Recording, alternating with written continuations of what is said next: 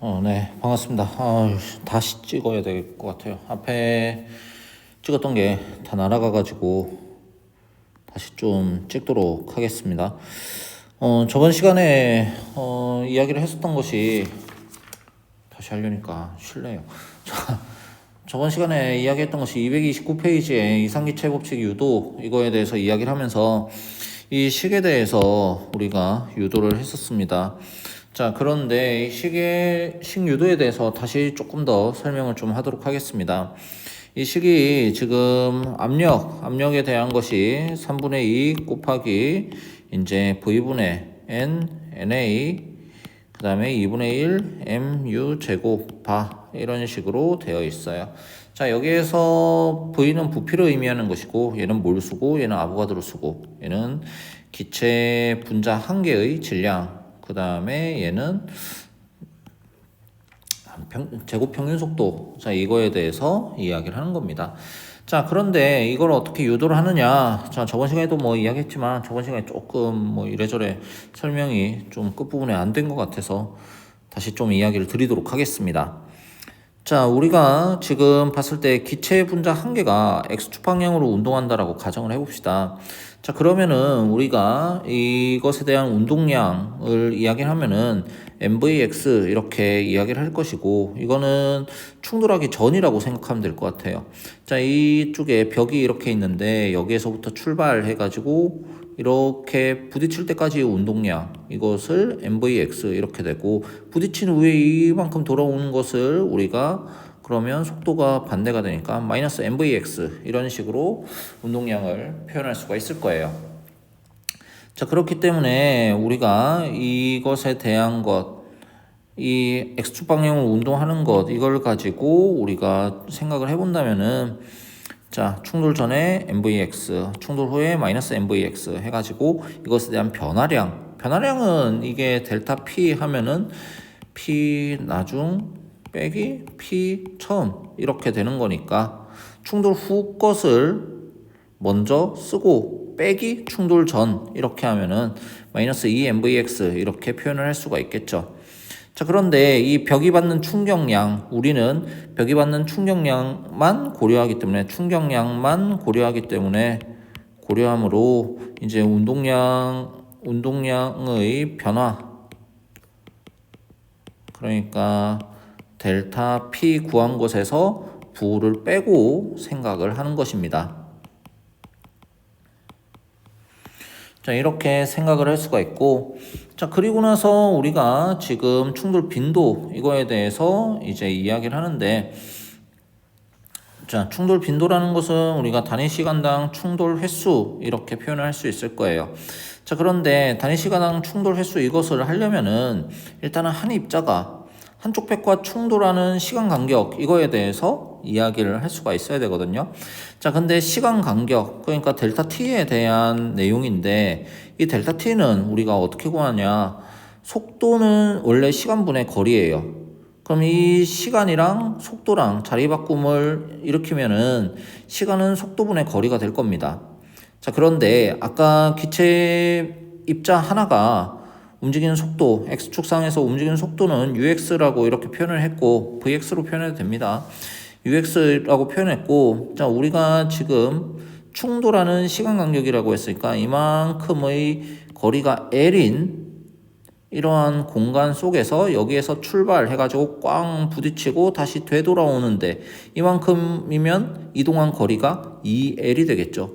L만큼 갔다가 다시 돌아오는 이런 형태가 되니까 2L이 되겠죠.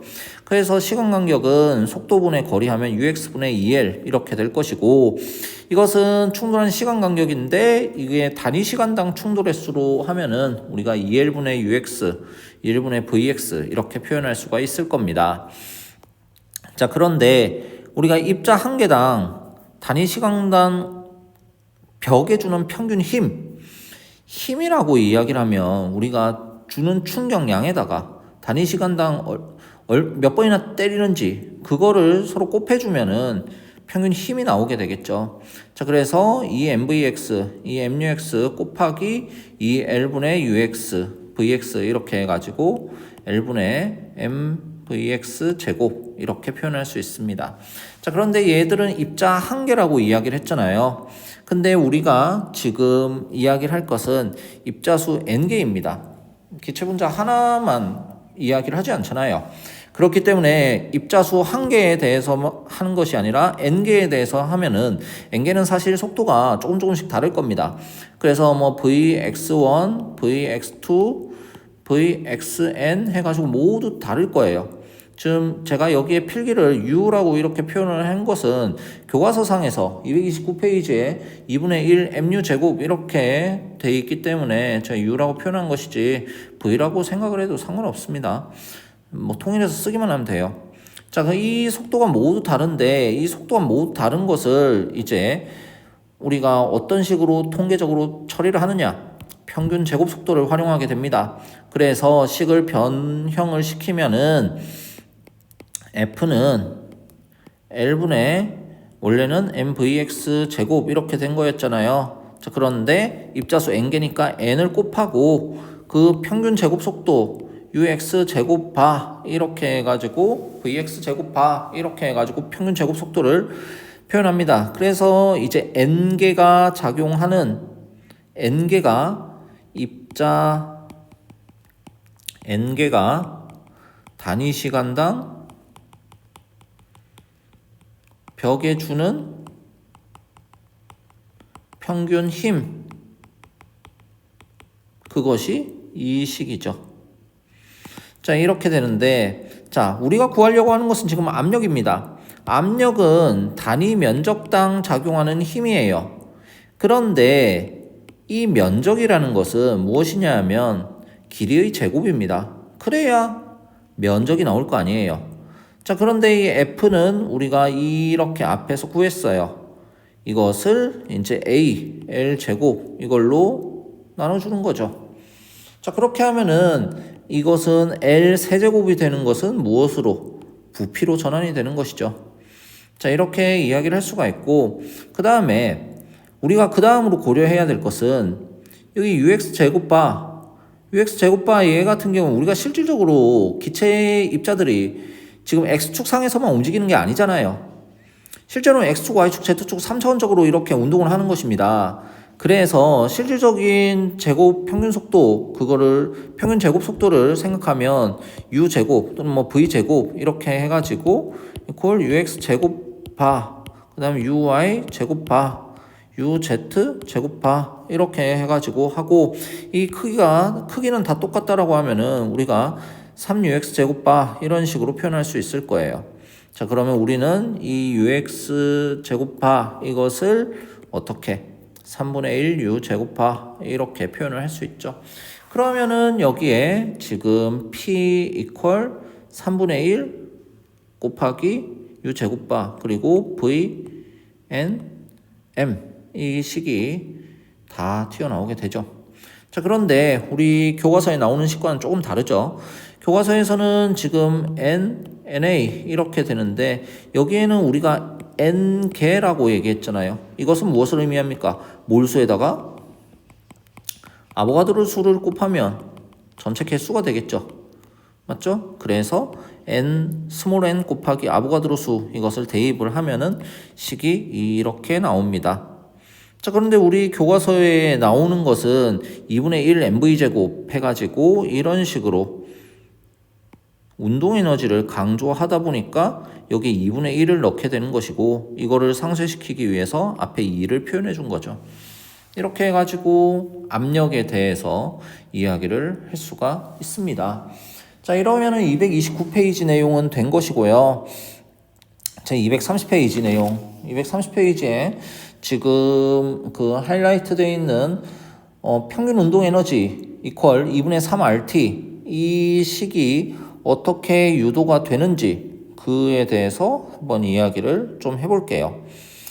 자, 여기에서 우리가 이거는 PV는 nRT 여기에서부터 우리가 출발한다 라고 생각하면 됩니다.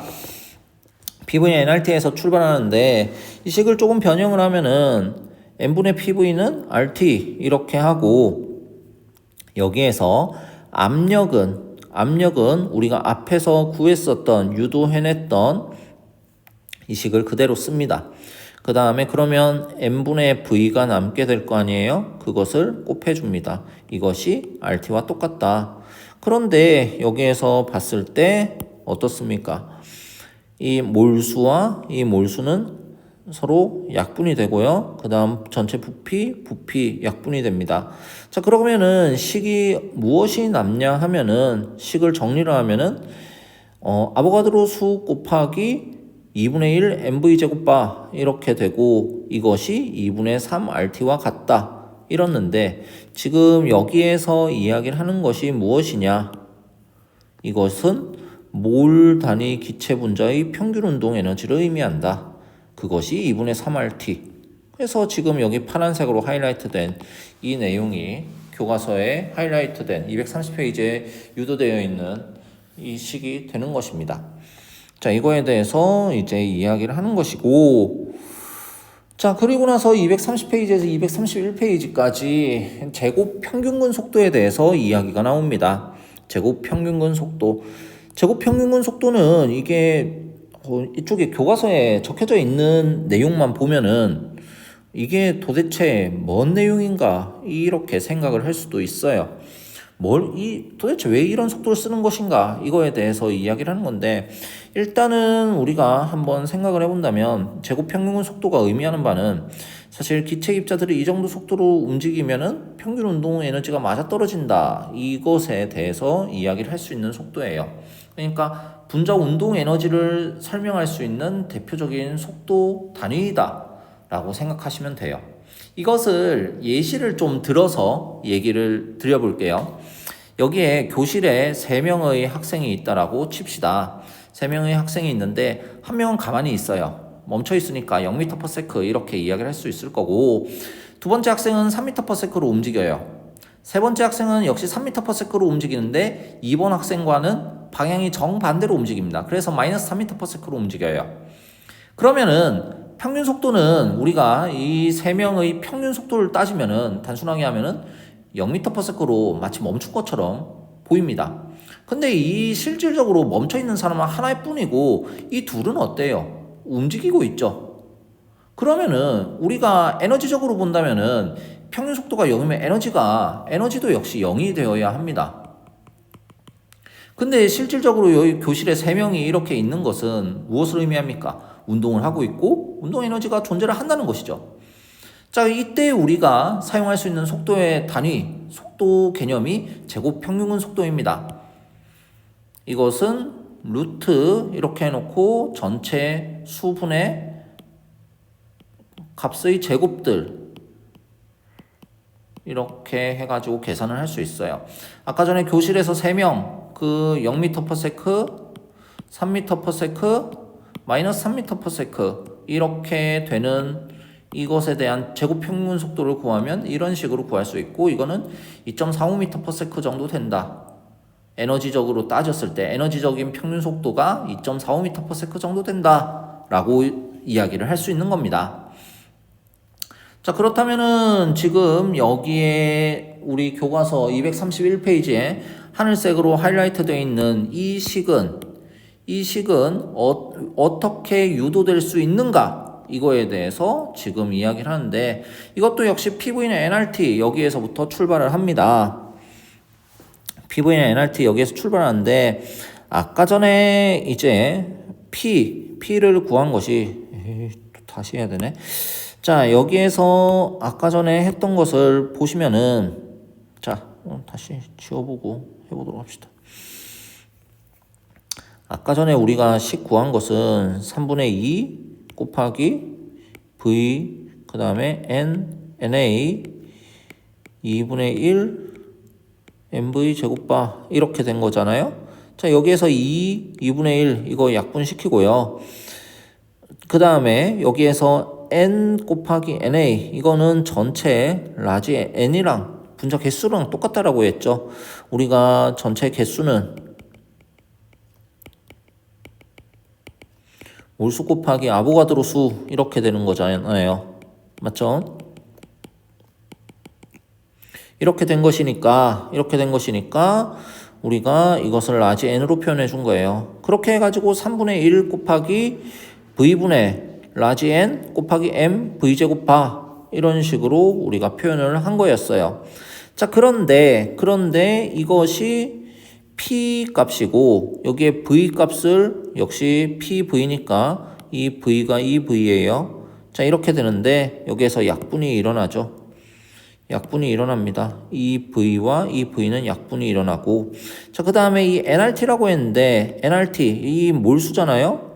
몰수는 이게 뭡니까? 전체 개수를 아보가드로 수로 나눈 것이죠. 그것을 여기에 이렇게 쓴 거예요. 근데 이것이 라지 n 이렇게 약분이 되겠죠. 그렇게 해서 식을 정리하면 3분의 1 v제곱바 분의 na 분의 rt 이런 식으로 식이 정리가 됩니다. 이 식이 정리를 다시 좀 더 정리를 하면 v제곱바는 na 분의 3rt 이렇게 표현을 할 수가 있고, 제곱 평균근 속도의 경우에는 이렇게 v제곱바의 루트 이렇게 씌운 것인데 이것은 루트 m na 분의 3rt 이렇게 표현할 수가 있죠. 그런데 여기에 m 곱하기 na 이것은 1몰의 질량을 의미하는 것이죠. 그러니까 흔히 이야기하는 몰 질량, 화학식량 그걸 의미하죠. 그래서 루트 라지 n분의 3rt 이렇게 하면은 231페이지에 나오는 식이 유도가 됩니다. 자, 그렇게 해가지고 보시면 되겠고, 그걸 활용해서 5.19 제곱 평균근 속도 이거 한번 구해보는 거 연습을 해보실 수가 있을 거예요. 평균 자유행로는 뒤에서도 다시 나오고요. 5.20, 5.21 이거에 대한 거 온도가 올라가게 된다면은 속도가 어떤 식으로 올라가게 되는지 이거에 대해서 볼 수가 있습니다. 자, 분출과 확산은 이게 그레이엄 법칙 해가지고 233페이지에 나옵니다. 분출이라고 이야기를 하는 것은 우리가 지금 작은 구멍을 통해서 이제 진공 상태로 퍼져나가는 것, 이것이 우리가 분출이라고 이야기를 하죠. 맞죠? 확산이라는 것은 우리가 중학교 때부터 여러분들이 잘 들었을 겁니다. 기체의 혼합을 설명하는데 유용한 용어라는 거, 그러한 것들을 알 수가 있을 것이고, 확산과 분출은 좀 구분해서 생각은 할 필요가 있긴 합니다. 자, 여튼간에 그런데 이 그레이엄의 분출 법칙 이걸 보시면은 이 그레이엄의 분출 법칙 같은 경우에는 실질적으로 기체 입자의 질량의 제곱근에 비해 반비례한다 라고 이야기를 해요. 이게 기체 2의 분출 속도 분의 기체 1의 분출 속도는 루트 m1 분의 루트 m2 이렇게 표현하거든요. 제곱근의 비에 반비례한다. 그러니까 이게 1번 것은 여기 있고 2번 것은 여기 있죠. 자, 이렇게 해서 반비례한다는, 이 실험적으로 알아낸 거예요. 실험적으로. 자, 이렇게 이야기를 하고 분출 속도 해가지고 지금 계산하는 거 예제 5.20에 나와 있습니다. 한번 해보시면 되겠고요. 자, 5.23 보시면 되겠고, 자, 기체 분자 운동론의 모형과 그레이엄 법칙 이렇게 되어 있는데, 같은 온도 압력에서 분자 운동론에 의하면 자, 뭐 이런 식으로 지금 이야기합니다. 지금 사실 뭐 분출 속도는 입자의 평균 속도에 의존한다. 자, 이거 기체 분자 운동론의 모형에 대해서 생각을 해보면은 기체 입자가 더 빨리 움직일수록 구멍을 더 잘 빠져나갈 거다. 그럼 우리가 에너지적인 속도, 아까 전에 뭘 얘기했었냐면 제곱 평균근 속도 이걸 이야기했잖아요. 그래서 기체 1의 제곱 평균근 속도 루트 m1분의 3rt 이것을 집어넣고 기체 2의 제곱 평균근 속도 루트 m2분의 3rt 이렇게 하면은 그레이엄 법칙에서 했던 것처럼 이런 식의 결과를 똑같이 얻어낼 수가 있다라는 것을 알 수가 있습니다. 자, 그 다음에 확산에 대한 거. 지금 우리 교과서에 지금 234페이지 그림 5.24에 보시면은, 암모니아와 그 다음 염화수소, 이들이 서로 만나가지고 흰연기 띠를 나타내는 이 염화암모늄이 생성되는 이것에 대해서 지금 표현을 해놨습니다. 자, 이렇는데, 자, 이 두 기체 입자의 평균 속도에 의존한다 라고 하면 이것을 그레이엄 법칙을 쓰면은 지금 뭐 이렇게 해가지고 이 값이 요 정도가 나온다. 자, 이렇게 지금 이야기를 하거든요. 자, 이렇게 이야기를 하는데, 자, 이것이 지금 실제 값보다는 이게 이렇게 나오진 않는다라고 이야기를 해요. 이건 왜 그렇냐면은 이것은 사실 확산은 분출이 아니죠. 분출은 우리 교과서에도 나와 있지만 분출은 진공 상태, 즉 비어 있는 곳으로 퍼지는 거예요. 비어 있는 곳으로 퍼지는 겁니다. 아무것도 방해 요소가 없어요. 근데 확산은 있는 대로 다 부딪혀가면서 이제 퍼져나가는 거예요. 그렇기 때문에 이게 여러 가지 방해 요소가 많기 때문에 이게 그레이언 법칙을 쓴 것처럼 정확하게 값이 맞아 떨어지지가 않는다. 그것을 표현하는 것이죠. 자, 이렇게 보시면 되겠고요. 자, 그 다음에 이야기가 나오는 것이 실제 기체에 대해서 이야기를 합니다. 실제 기체 같은 경우에는 이게 지금 압력이 굉장히 낮을 때에는 지금 이상기체처럼 거동하지만 압력이 높아질수록 어떻게 됩니까? 이 굉장히 좀 벗어나죠. 맞죠? 이상기체와는 동떨어진 행보를 보입니다. 이거는 압력이 커지면은 당연히 부피가 줄게 되고, 부피가 줄게 되면은 이제 기체 분자의 부피를 무시할 수가 없고요. 그 다음에 기체 분자 입자들 사이의 상호작용도 무시를 못할 거예요. 그러니까 이렇게 벗어나게 되는 거죠. 자, 이렇게 이 그림만 봐도 좀 이야기를 할 수가 있고요. 자, 여기 반데르발스 방정식 이렇게 해가지고 나오는데, 원래는 이상기체 방정식 P는 V분의 nRT 여기에서부터 출발하는데, 이 두 번째 식이 P'은 V-MB 분의 nRT 이렇게 돼 있는데, 이 마이너스 MB 얘가 뭐냐? V는 용기의 부피인데 MB는 뭘 의미하는 거냐? 기체 분자의 부피를 의미합니다. 기체 분자 부피. 그러니까 부피를 보정해 주는 거죠.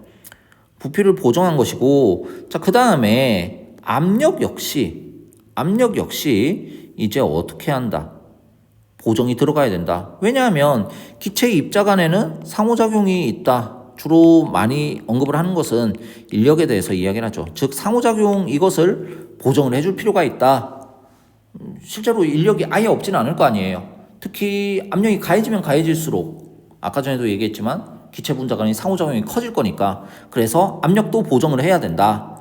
그래서 지금 식이 나온 것이 이렇게 되고, 최종적인 반데르발스 방정식 하면은 이런 식으로 압력을 보정하고 부피를 보정한 것이 nRT와 같다. 자, 이렇게 되는데, 여러분 교과서 237페이지에 표 5.3을 보시면은 지금 A와 B에 대한 상수, 반데르발스 상수가 나와 있습니다. 기체마다 다 조금씩 달라요. 자, 한번 보시면 되겠고요. 그 다음에 5.27 낮은 농도에서는 이제 상호작용이 별 의미가 없을 거예요. 이 경우의 수가 일어나는 수가 얼마 안 될 겁니다. 자, 그런데 농도가 진해지면 상호작용하는 게 엄청나게 많아지겠죠. 맞죠? 상호작용을 얼마만큼씩 하냐? 그러면 이론적으로 얼마만큼 하느냐? 이런 식으로 계산을 할 수 있다. 개수가 많아지면 많아질수록 엄청나게 많아지겠죠. 자, 지금 5.29 여기 부피가 클 때는 서로 상호작용하는 것도 굉장히 좀 적을 것이고, 그 다음에 기체 분자 차지하는 부피의 영향력이 적을 거예요. 근데 여기에서는 부피가 아예 작아졌으니까 기체 분자 차지 부피가 영향력이 굉장히 커지게 되는 거죠. 개수는 똑같지만 이 영향이 작다. 이렇게 되고 이렇게 돼요. 그렇죠? 자, 한번 보시면 되겠고요. 아까 봤던 표 5.3 이렇게 되어 있고, 실제 기체의 특성 보시면 되겠고요. 대기화학은 하지 않겠습니다. 이러면은 5단원 끝. 이번에는 안 날아가야 될 건데.